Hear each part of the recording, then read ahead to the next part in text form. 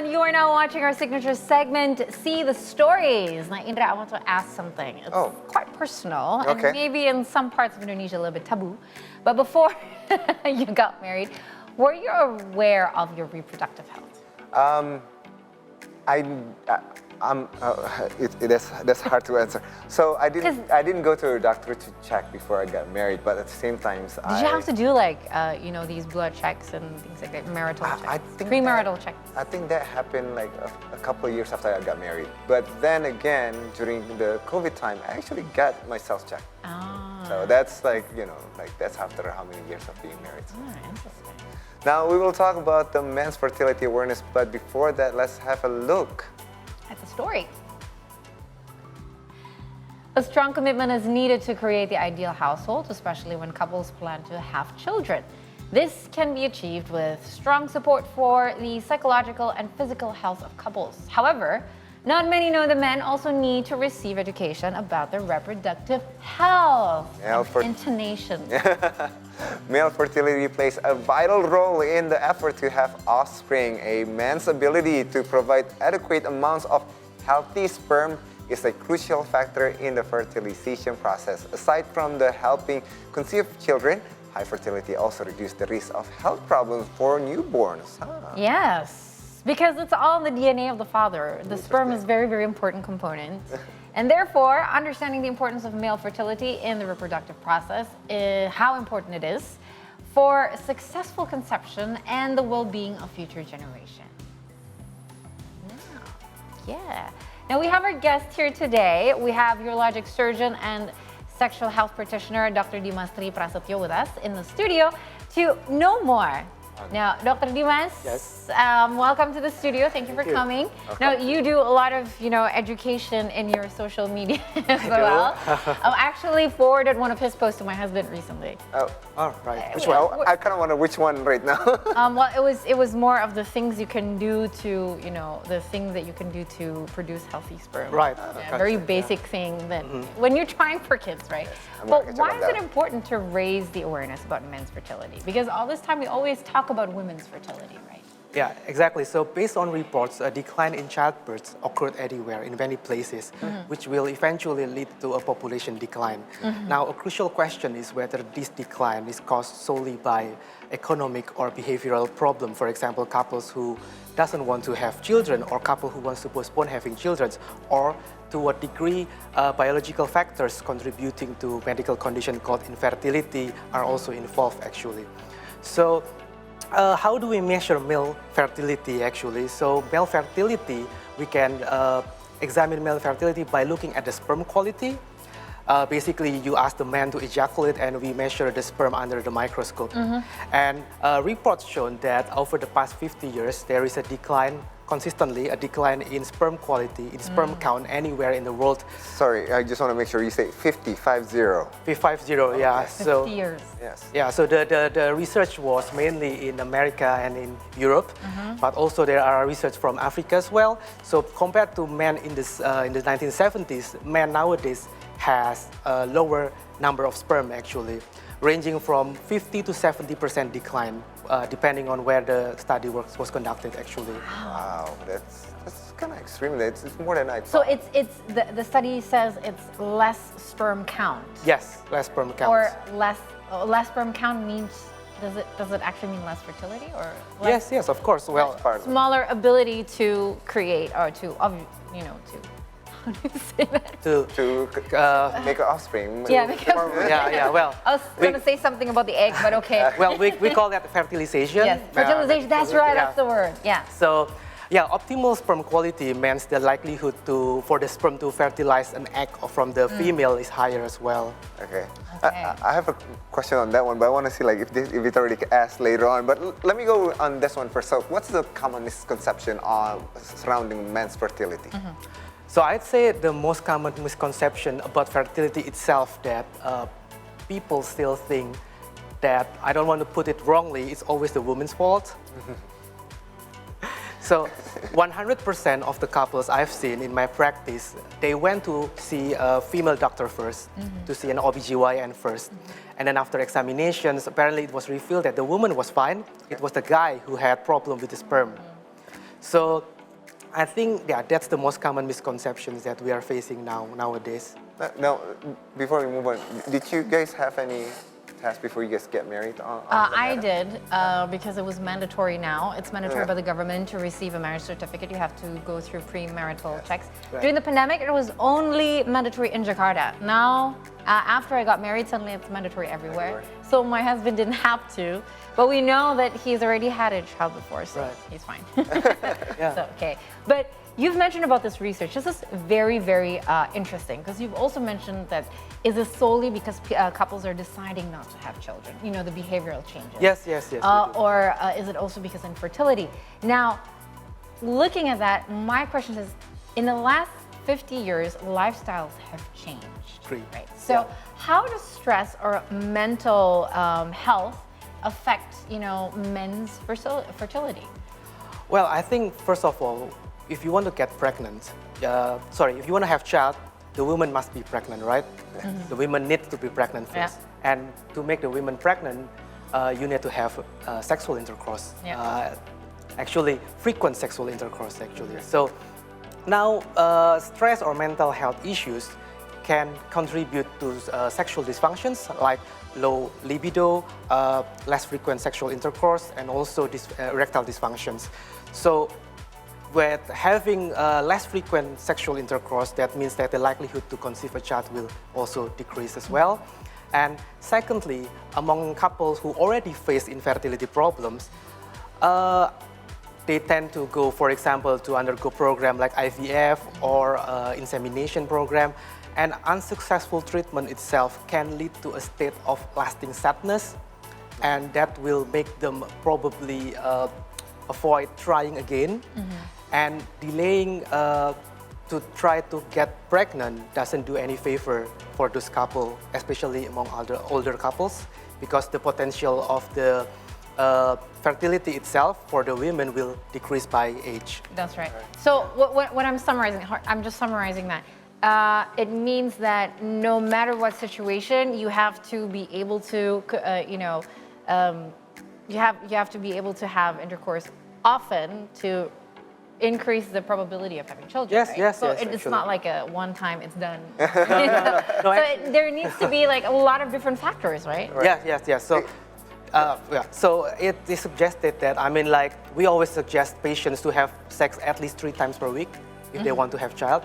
Yeah. Also, you asked about lifestyle factors, right? What other lifestyle factors contribute to men's fertility? It's very easy, smoking, for example, and then wearing tight clothing, wearing tight pants. For examples. I've seen many men actually wear multiple layers of pants.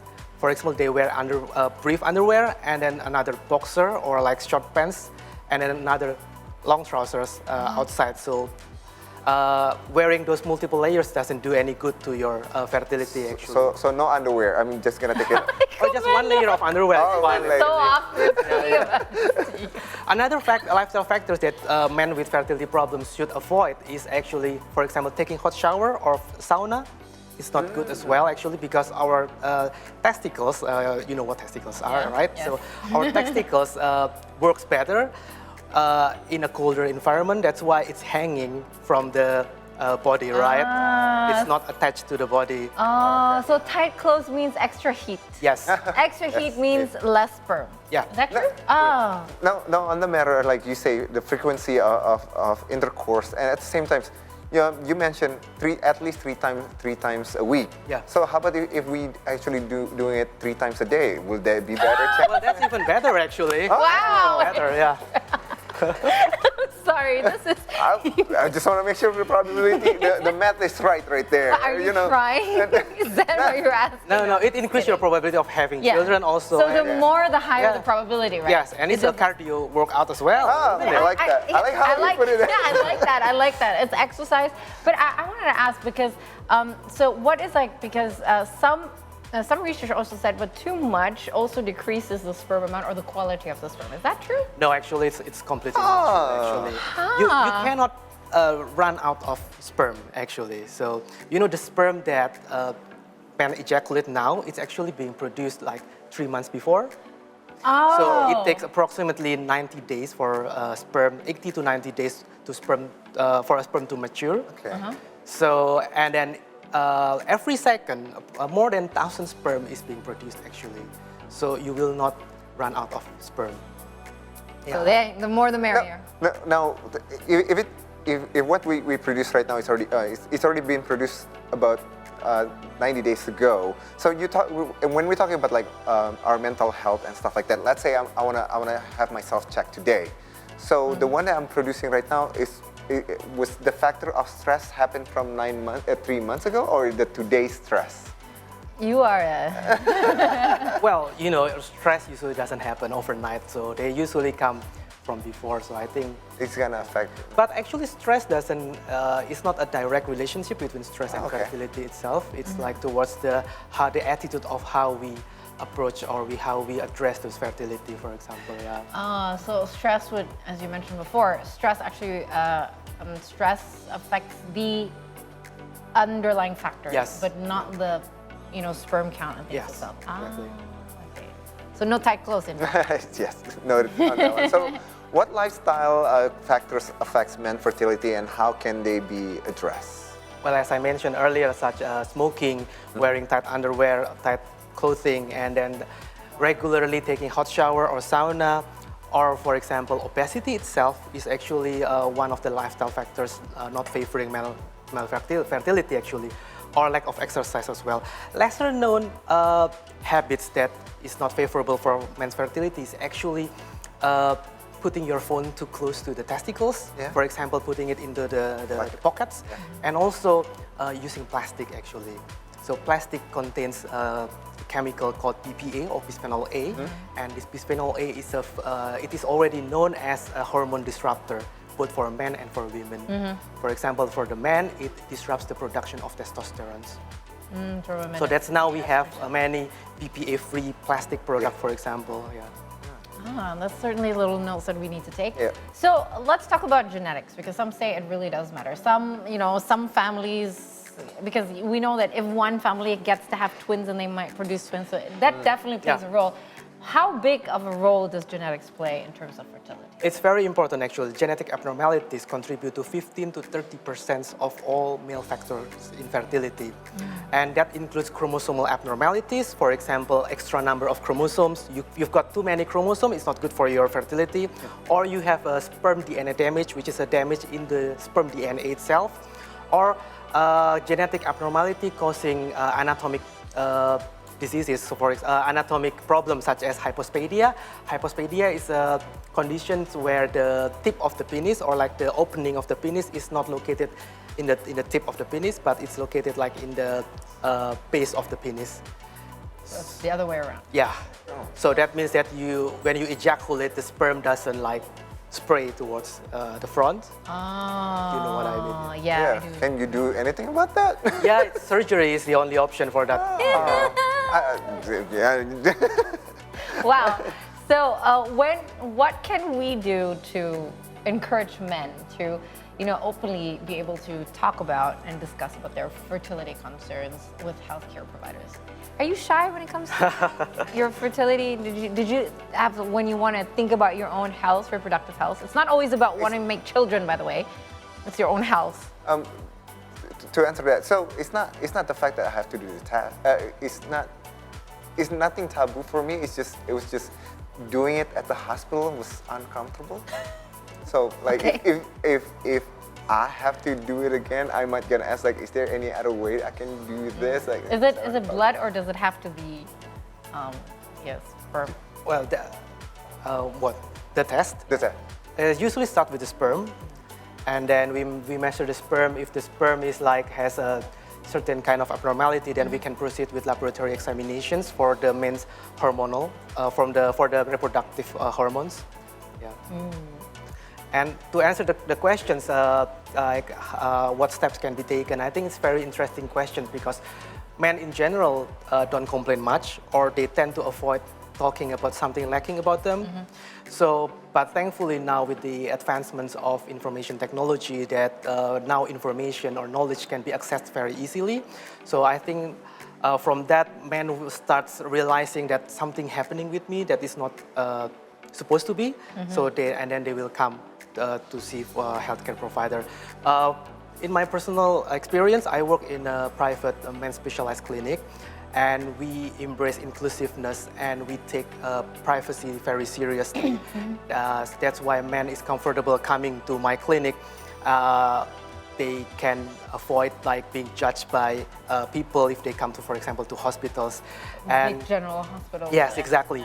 So, and then when I meet them, they can talk freely about their sexual relationship or fertility issues without having to worry about being judged or being watched by other people. It's the same case with women too. Oh, that's nice. But I feel like it's different because women tend to have more problems that would cause complaints because of our cycle and things like that. You know, women are more open about it because I think it's for some reasons in the eye of society it's more common for us to problems because according to society our menstrual cycle is somewhat already a problem to society, not to me. But like, so there is a big difference. So you don't go talking to your guy friends about, because you know the conversation's so different. Yeah. Women can talk about it with women, right? Guys don't even talk about it with guys. I don't think so, yeah. So what would make guys, for instance, be comfortable in changing the scene?